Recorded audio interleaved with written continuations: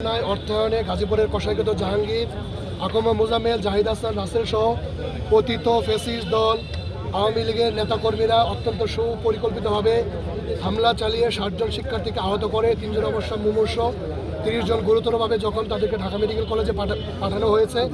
আমরা গতকাল দেখেছি বিভিন্ন সামাজিক যোগাযোগ মাধ্যমে এই গাজীপুরের কসাইকত জাহাঙ্গীর কেন্দ্রীয় আওয়ামী নেতাদের সাথে বৈঠক করে বলে যে খুনিরা যদি প্রকাশ্যে রাজধানীতে ঘুরতে না পারে তাহলে এদেশের মানুষকে তারা রাতেও ঘুমাতে দেবে না।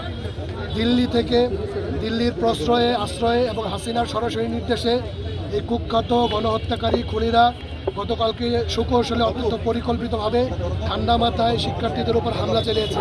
আমরা জাতীয় নাগরিক কমিটির পক্ষ থেকে এই হামলার প্রতিবাদ জানাই এবং আমরা দাবি করছি এই ফ্যাসিস্ট দল আওয়ামী লীগের নিবন্ধন বাতিল করতে হবে।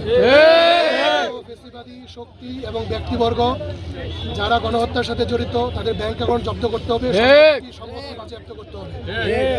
আমরা দাবি জানাচ্ছি এই বিচারের যে প্রক্রিয়া সেটি দ্রুততম সময়ের মধ্যে ত্বরান্বিত করতে হবে। আমরা গতকালকে গাজীপুরের পুলিশ সুপার, গাজীপুরের ডিসি এবং জিএমপির কমিশনের কোনো ধরনের সহযোগিতা পাই নাই।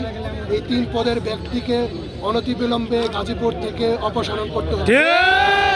গাজীপুরে গতকালে এই হামলার সাথে যারা জড়িত আমরা আলটিমেটাম দিচ্ছি আগামী 24 ঘন্টার মধ্যে এই আওয়ামী ফ্যাসিস্ট সন্ত্রাসীদের গ্রেপ্তারপূর্বক দ্রুত আইনে বিচার করে তাদের শাস্তি কার্যকর করার প্রকাশ্য ভূমিকা নিতে হবে। আমরা দাবি করছি জনপ্রশাসন, সরকারি কর্মচারী, বিভিন্ন বাহিনীতে